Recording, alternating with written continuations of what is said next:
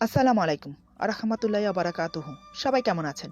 আশা করি সবাই ভালো আছেন। সর্বপ্রথম সবাইকে জানাই ঈদের অভিনন্দন ও শুভেচ্ছা। ঈদ মোবারক। আজ অনেকদিন পর পুরনো একটা গল্পের লাস্ট এপিসোড নিয়ে আপনাদের মাঝে ফিরে আসলাম। এই গল্পটি অনেক আগের একটি গল্পের শেষ অংশ। কিছু সমস্যার কারণে শেষ পর্বটি ডিলিট করা হয়েছিল। অনেকেই কমেন্ট করেছে এই পর্বটির জন্য, তাই আপনাদের জন্য রিয়া ও মারুফের শেষ গল্পের অংশটা নিয়ে আসলাম। যারা এই গল্পটি দেখেননি বা শোনেননি তারা আমার চ্যানেলে গিয়ে এই গল্পের প্রথম 4 পর্ব দেখে আসতে পারেন। যদিও গল্পের নামটি খুঁজে পেতে আপনাদের সমস্যা হবে, তাই বলে রাখি এই গল্পের প্রথম পর্বের শুরুতে মারুফ নামটি লেখা থাকবে, দ্বিতীয়, তৃতীয়, চতুর্থ অংশে নয়, কারণ তার পরের পর্বগুলো আপনারা পরপর পেয়ে যাবেন, খুঁজতে হবে না। তবে শেষ অংশ অনেক পরে দেওয়ার কারণে উপরে থাকবে এবং তার নাম থাকবে আগের পর্ব মারুফের শেষ কাহিনী। তাহলে চলুন শুরু করা যাক। এভাবে দুজনের মাঝে কথা কাটাকাটি হতে থাকে, কিন্তু আমার রাগ কোনোভাবেই কমে না। কি করে কমবে? আজ দুদিন হলো আমরা কক্সবাজার এসেছি। হোটেল রুম ছাড়া কোথাও ঘুরতে যাইনি, যাবই বা কি করে? উটকো ঝামেলা যে মাথায় এসে পড়েছে। দুপুরের দিকে আমি ফ্রেশ হতে ওয়াশরুমে চলে গেলাম। প্রায় আধা ঘন্টার মতো সময় লাগলো ফ্রেশ হতে। এর মধ্যে কলিং বেলের শব্দ শুনতে পেয়েছিলাম। হয়তো হোটেলের কোনো স্টাফ এসেছে কিছু লাগবে কিনা সেটা জিজ্ঞেস করতে। আধা ঘন্টা পর যখন ওয়াশরুম থেকে বের হলাম, হঠাৎ সামনে দৃশ্য দেখে থমকে দাঁড়ালাম। চোখ বড় বড় করে তাকিয়ে রইলাম সেদিকে।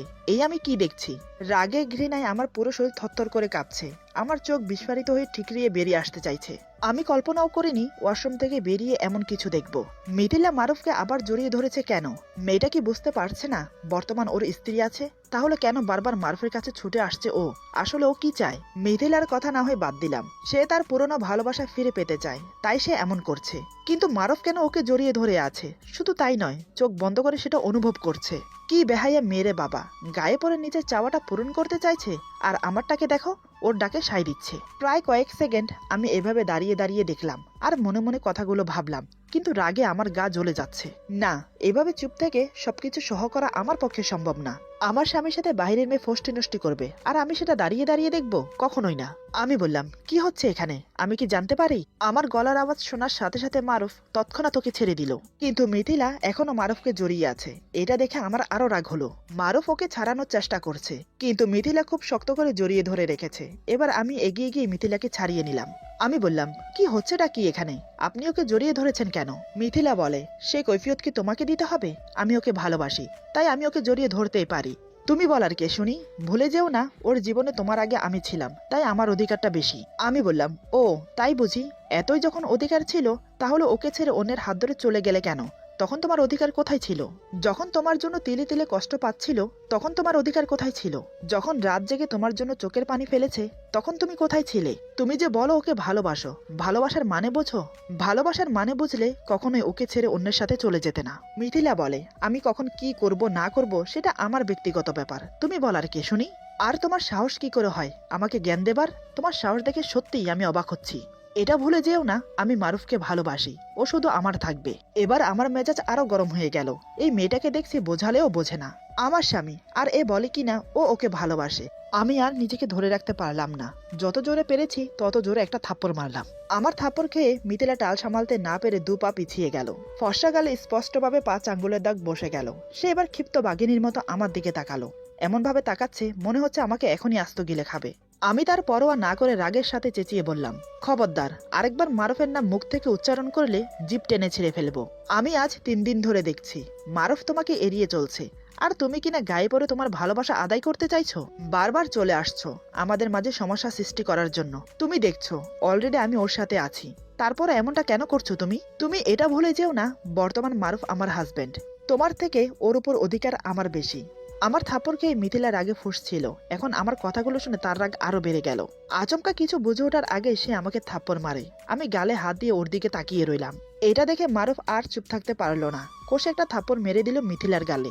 মিথিলা গালে হাত দিয়ে অবাক হয়ে তাকিয়ে থাকে মারুফের দিকে, কারণ এটা সে আশা করেনি। সে ভাবতে পারেনি মারুফ ওকে থাপ্পড় মারবে। মিথিলা কান্নাজড়িত গলায় বলে, মারুফ তুমি আমাকে থাপ্পড় মারলে, তাও আবার এই মেয়েটার জন্য? মারুফ বলে, থাপ্পড় মেরেছি, বেশ করেছি। তোমার সাহস কি করে হয় আমার স্ত্রীকে থাপ্পড় মারার, ওকে চোখ রাঙিয়ে কথা শোনানোর? তুমি জানো আমি বিবাহিত, আমার স্ত্রী আছে, তারপরও কেন আমার পিছনে পড়ে আছো? কি চাই তোমার? মিথিলা এবার মারুফের হাত ধরে কেঁদে ফেলে। সে কান্না করতে করতে বলে, আমি তোমাকে ছেড়ে গিয়ে অনেক বড় ভুল করেছি, সেটা আমি হারে হারে বুঝতে পেরেছি, কিন্তু এখন তো আমি ফিরে এসেছি, আমার ভুলের জন্য ক্ষমা চাইছি, প্লিজ আমাকে ক্ষমা করে দাও। চলো না আমরা আবার নতুন করে শুরু করি, কথা দিচ্ছি আমি আর কখনো তোমাকে ছেড়ে যাব না। মারুফ মিথিলার কথা শুনে আমার দিকে তাকালো। আমি তখন করুণ দৃষ্টিতে মারুফের দিকে তাকিয়ে আছি। মারুফ আমার দিকে তাকিয়ে থেকে নিজের হাত ছাড়িয়ে নিয়ে বলে, সেটা আর কখনোই হবার না, কারণ আমি আমার স্ত্রীকে অনেক ভালোবাসি, সে আমার সবকিছু জুড়ে সে আছে, তাকে ছাড়া আমি অন্য কারোর কথা ভাবতে পারি না। তোমার কথা তো নাই, তুমি এবার আসতে পারো, আর কখনো আমার জীবনে আসার চেষ্টা করবে না। মিথিলা বলে, কিন্তু? মারুফ চেঁচিয়ে বলে, কোনো কিন্তু না, তুমি এখান থেকে যাও, আর কখনো আমার সাথে যোগাযোগ করার চেষ্টা করবে না। মারুফের কথা গ্রাহ্য না করে মিথিলা বলে, কিন্তু মারুফ আমি তোমাকে ভালোবাসি, সত্যি বলছি, বিশ্বাস করো আমাকে। মারুফ বলে, তোমাকে যেতে বলছি এখান থেকে, তা না হলে আমি তোমাকে ঘাড় ধাক্কা দিয়ে বের করে দিতে বাধ্য হব। কিন্তু না, মিথিলা সোনার পাত্রী না, সে এখনো দাঁড়িয়ে আছে। এটা দেখে মারুফের মেজাজ আরো গরম হয়ে গেল। সে এবার মিথিলাকে ঘর থেকে বের করে দিয়ে দরজা লাগিয়ে দিল। বাহিরে দাঁড়িয়ে মিথিলা কয়েকবার দরজা ধাক্কালো, কিন্তু মারুফ দরজা খুলছে না। আমি বললাম, মেয়েটি হয়তো তোমাকে সত্যি ভালোবাসে, তুমি ওকে ফিরিয়ে দিও না, আমি না হয় তোমাদের মাঝ থেকে চলে যাব। মারুফ এবার আমার দিকে চোখ রাঙিয়ে বলে, একটা থাপ্পড় মেরে দাঁত ফেলে দেব আরেকবার চলে যাওয়ার কথা বললে। তারপর আমার দুই বাহু শক্ত করে দেয়ালের সাথে চেপে ধরে বলে, তুমি বুঝতে পারছো না কেন, আমি তোমাকে ভালোবাসি, আমার তোমাকে চাই, তোমার সঙ্গ চাই, সারা জীবন তোমাকে আমার বুকে চাই, তোমার ভালোবাসা পেতে চাই। কেন কষ্ট দিচ্ছ আমাকে বলো তো, আর কেনই বা কষ্ট দিচ্ছ নিজেকে? আমি জানি তুমি আমাকে ভালোবাসো, তাহলে কেন বারবার আমাকে দূরে রাখছো? আমি আর পারছি না রিয়া, এবার অন্তত তোমার বুকে আমাকে একটু শান্তিতে ঘুমোতে দাও। তোমার কাছ থেকে আমি আর কিচ্ছু চাই না, শুধু তোমার ভালোবাসা চাই। এবার আমি চিৎকার করে কান্না করে দিলাম, কারণ ও আমাকে খুব শক্ত করে চেপে ধরে রেখেছে, যার ফলে আমি খুব ব্যথা পাচ্ছি। আমার কান্না দেখে মারুফ বুঝতে পারলো আমি ব্যথা পাচ্ছি। সে সাথে সাথে আমাকে ছেড়ে দিয়ে বলে, সরি লক্ষ্মীটি, আসলে আমি বুঝতে পারিনি, এই বলে আমার হাত ধরে। আমি তৎক্ষণাৎ নিজের হাত ছাড়িয়ে বললাম, আমাকে ছোবে না, তুমি আমাকে ভালোবাসো না, তুমি ওই মিথিলাকে ভালোবাসো।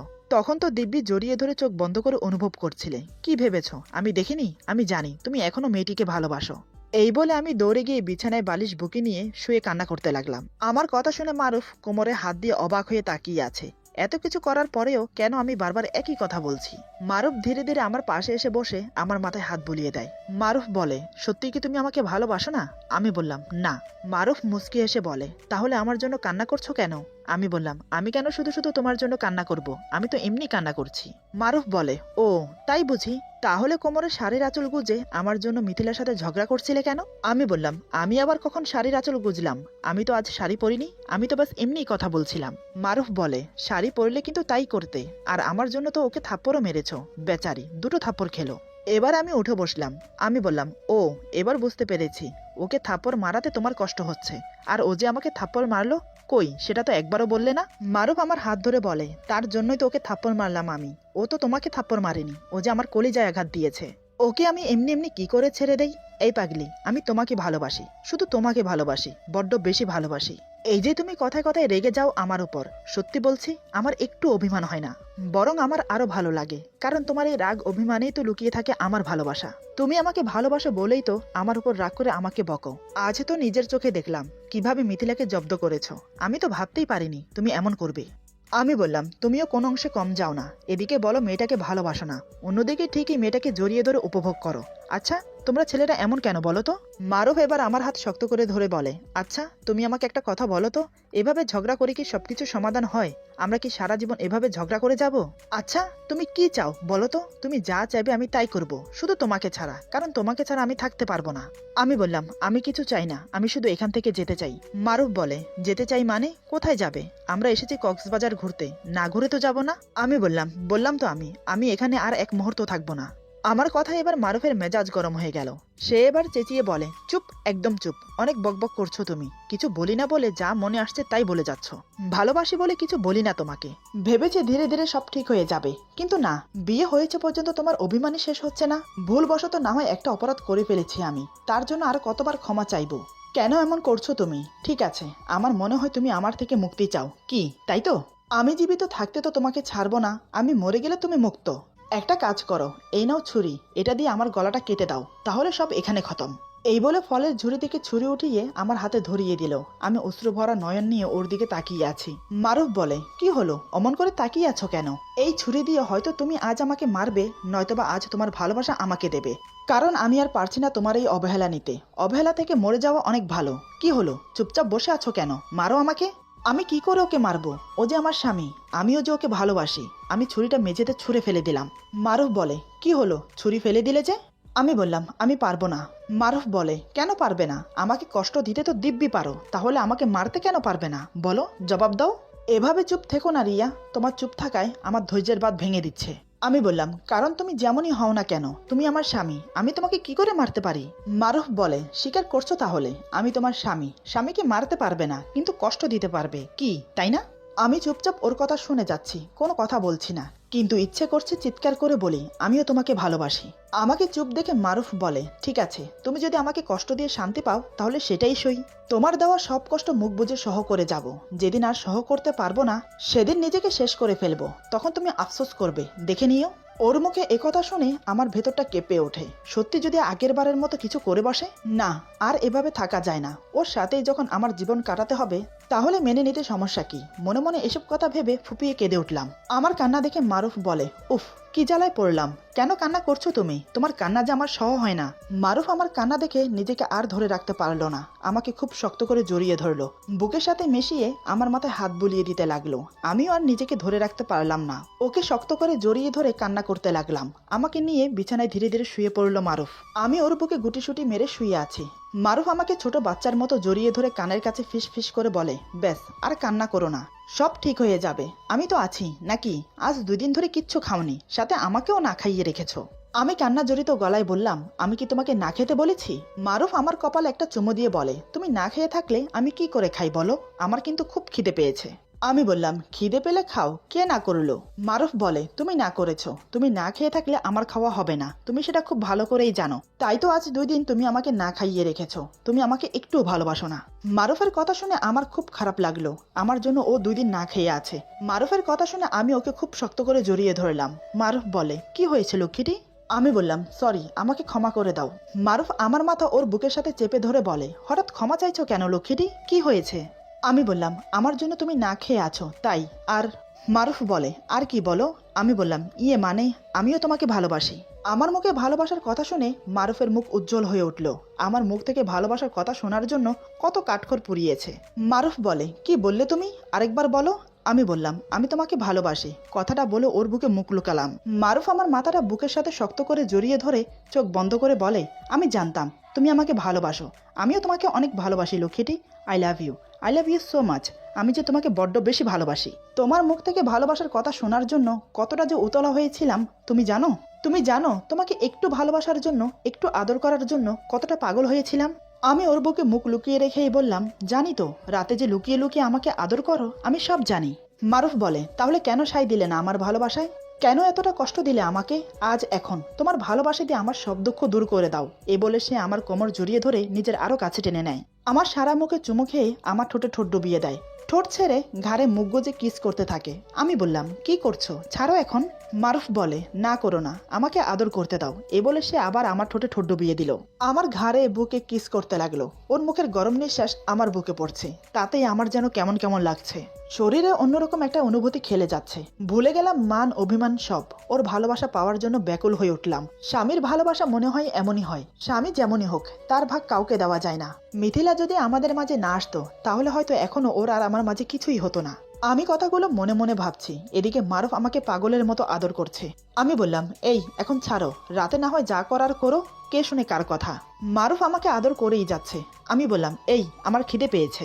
মারুফ বলে, কেন ডিস্টার্ব করছো লক্ষ্মীটি, আর একটু ধৈর্য ধরো। এই বলে সে আমার সাথে সঙ্গমে লিপ্ত হলো। দুজনেই ভাসতে লাগলাম সুখের সাগরে। এভাবেই আমাদের মিলন হলো। আমরা আরো 2 দিন কক্সবাজার থেকে ঘুরে ফিরে এনজয় করে বাড়িতে ফিরলাম। আমার আর মারুফের সুখের জীবন শুরু হলো। অনেক অবহেলা অভিমানের পর দুজনের মিলন হলো। স্বামী যতই খারাপ হোক, সে যতই অন্যায় করুক, সে যদি তার নিজের ভুল বুঝে একটিবার সুযোগ চায়, আমার মনে হয় তাকে একটিবার সুযোগ দেওয়া উচিত নিজেকে শুধরানোর জন্য। পূর্ণতা পাক সবার ভালোবাসা, এই কামনা রইল। এই গল্পটি এখানে সমাপ্ত। আমি আবারও বলছি, এই গল্পটি অনেক আগের একটি গল্পের শেষ অংশ। কিছু সমস্যার কারণে শেষ পর্বটি ডিলিট করা হয়েছিল। অনেকেই কমেন্ট করেছে এই পর্বটির জন্য, তাই আপনাদের জন্য রিয়া ও মারুফের শেষ গল্পের অংশটা নিয়ে আসলাম। যারা এই গল্পটি শুনেননি তারা আমার চ্যানেলে গিয়ে এই গল্পের প্রথম 4 পর্ব শুনে আসতে পারেন। যদিও গল্পের নামটি খুঁজে পেতে আপনাদের সমস্যা হবে, তাই বলে রাখি এই গল্পের প্রথম পর্বের শুরুতে মারুফ নামটি লেখা থাকবে, দ্বিতীয়, তৃতীয়, চতুর্থ অংশে নয়, কারণ তার পরের পর্বগুলো আপনারা পরপর পেয়ে যাবেন, খুঁজতে হবে না। তবে শেষ অংশ অনেক পরে দেওয়ার কারণে উপরে থাকবে এবং তার নাম থাকবে আগের পর্ব মারুফের শেষ কাহিনী। আশা করি গল্পটি আপনাদের ভালো লাগবে। যদি ভালো লাগে তাহলে লাইক, কমেন্ট এবং সাবস্ক্রাইব করে আমাদের পাশে থাকুন। আপনাদের মতামত জানানোর জন্য তো কমেন্ট বক্স আছেই। ভালো লাগলো, খারাপ লাগলো, মতামত জানাতে কিন্তু ভুলবেন না। সবাই ভালো থাকবেন। আবার জানাচ্ছি সবাইকে ঈদ মোবারক। আল্লাহ হাফেজ।